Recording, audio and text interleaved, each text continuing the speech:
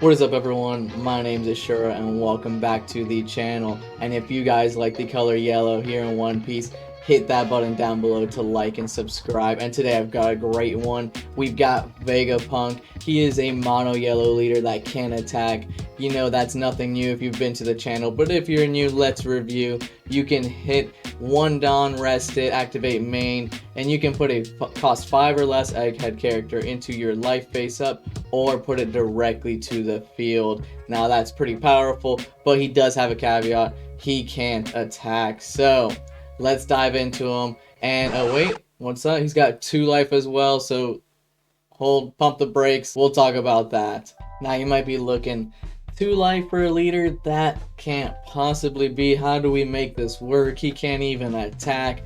Let me tell you, we build around it. It is not that difficult, guys. We have cards that enable us here. Not to mention, we have a variety of game plans in this deck. This deck is condensed and it is layer by layer like an onion, and I'm gonna show you guys how we're gonna peel those layers back and exactly how to play this. So first off, we have an oldie but a goodie. Running at a 2-up, we have Atlas. If you have less life than your opponent, this character cannot be KO'd in battle. Now that's pretty huge, because if you play this first turn, you are just beating their face or characters and board with a 6k attacker, and it's got a great trigger of, if your leader is Vegapunk, you just play this card, so whether it starts in your life or you put it to your life, your opponent knows that this is going to hit the board at some point. And at 2 life, you're generally going to be less than your opponent until the late game, and in the late game, we're just going to rush them and finish them off. So, you know, that's not much of an issue pretty much for the entire time of the game that you're playing.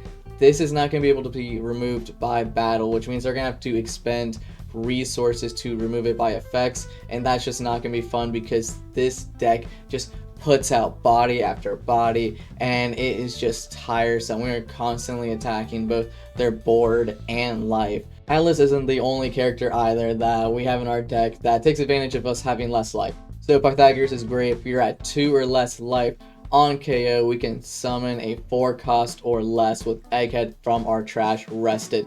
Now with only 6 cards in the deck not being Egghead, and that is actually 7 cards in the deck. Scratch that. Only 7 cards in the deck are not Egghead, 3 are Searchers, and the other 4 can't even be put down by Pythagoras because they're a 6 cost. So Pythagoras cannot grab any of those anyways, so pretty much Pythagoras can grab whatever is 4 cost or less in this deck, which is quite a bit. That's going to be Bonnie, that's going to be Edison to filter, that can be a Frankie just for a body, that's a Lilith that will search for you.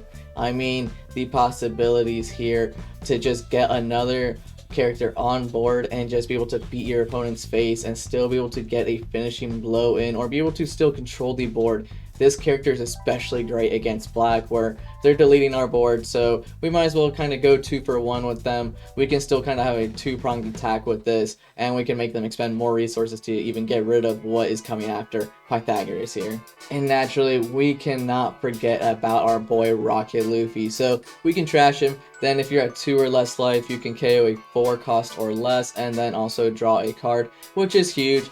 It's got counter 1k, and it's got a trigger to KO a 4 cost or less, and that is just pretty huge. Naturally, it's also got a good stat line at a 5 cost to a 6k, and that is just pretty great. It's got an Egghead tag, so you can also put this to life or just cheat it out to board, and honestly, this becomes a really easy 1 cost clear a 4 cost or less, and then also draw a card in this deck. It is pretty huge. It is a great way to just be able to honestly clear a blocker and get some hits in if that's what you need to do. I mean, the ability of Vegapunk is pretty flexible. It is any Egghead character 5 cost or less, and let me tell you, in this whole deck right here, we're not running a single Egghead character that is more than 5 costs. So all of them can be put to life, all of them can be cheated out. It is fantastic. That is every turn for 1 Dawn, we're cheating out 5 Dawn worth, and that is amazing. That just feels great. Last but not least, we've got this great event, the Please Save Me. If you've got 2 or less life, it's only for 1 Dawn.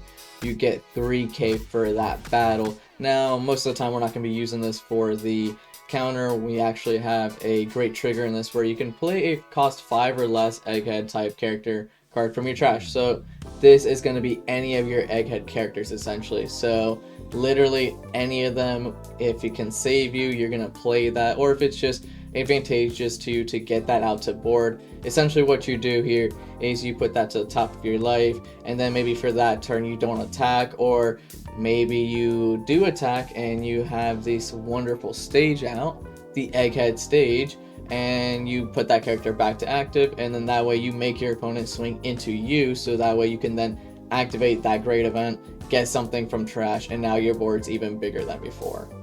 Now, right about this time, you might be wondering what kind of boss monster are we really running in this deck, and this is the biggest boss monster we have.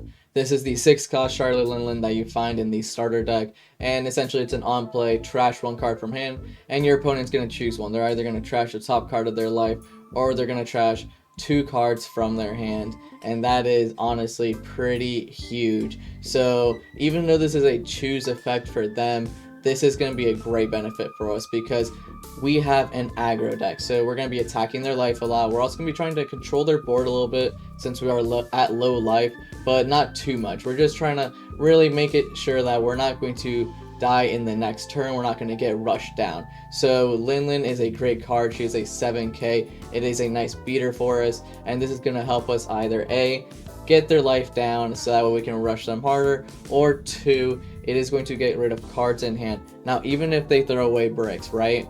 Think about it. That's bricks that they're not going to be able to then use against us, because generally, if they don't have counter, it's generally going to be a better card, right? It's probably one of their top end cards, so now they're no longer going to be able to rely on that.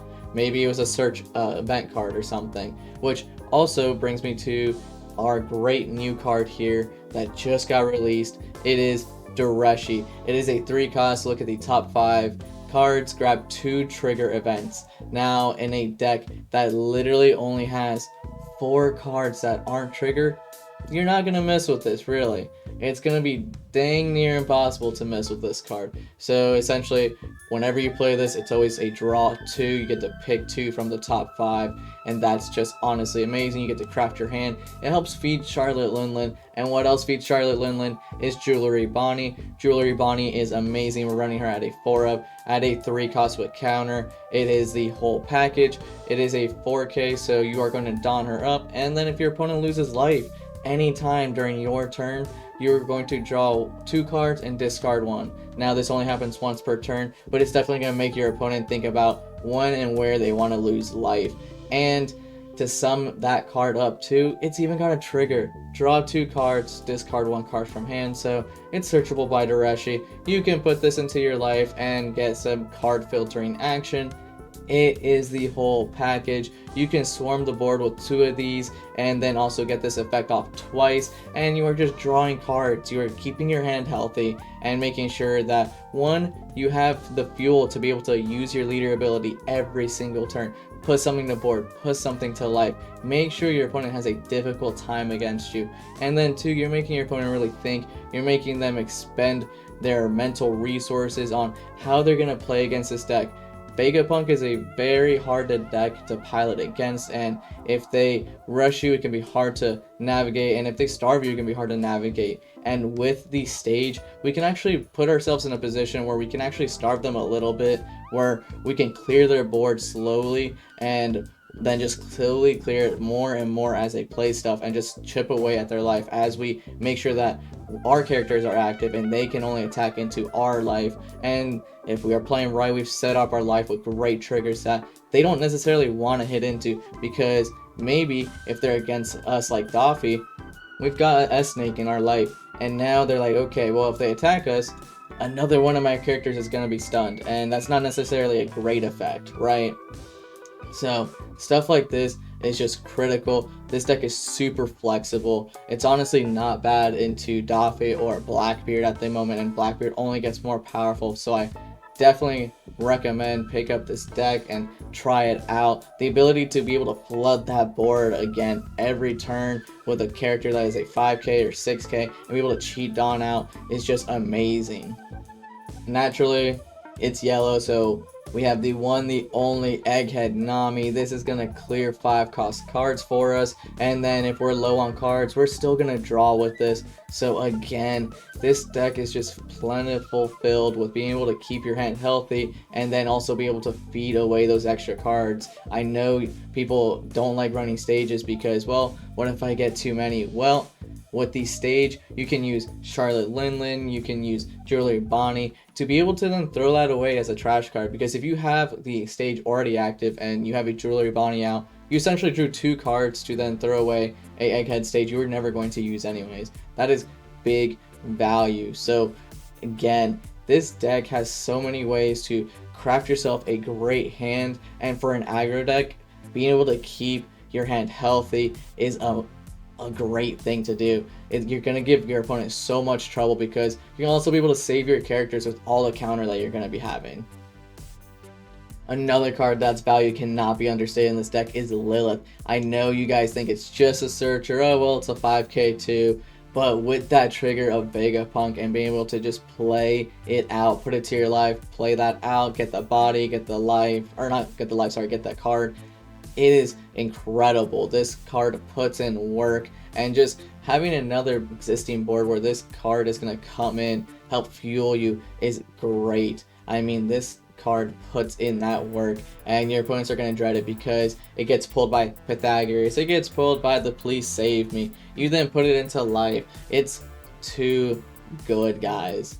And what more can I say, guys, about Shaka? I mean, it's Shaka. It's got that trigger. If your leader's Vegapunk, play this card. It's got blocker, so it's like a Brûlé, it's like a Sol, and it's got that 6k tagline, so it can even be a great attacker if we need it to finish.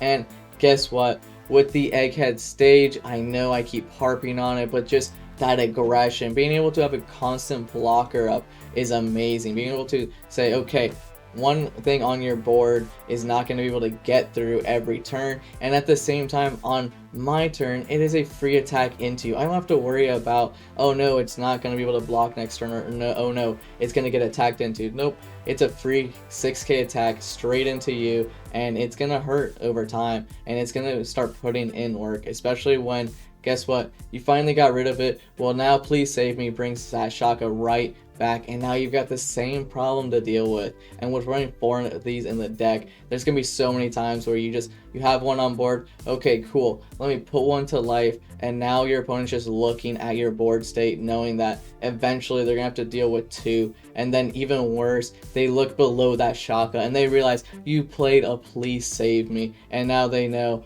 I'm just in it for the long haul. They're just gonna keep recycling Shaka, and eventually they know with all your draw, you're gonna get 2 more, and those are gonna be the same deal. Life, board, it's great, guys. Try out this deck. I promise you guys, it's so much fun. For a leader that cannot attack, it is amazing how far he will go, and it is by far a fun deck to pilot and give it a shot. Guys, if you liked all this content, hit that button down below to like and subscribe. Peace.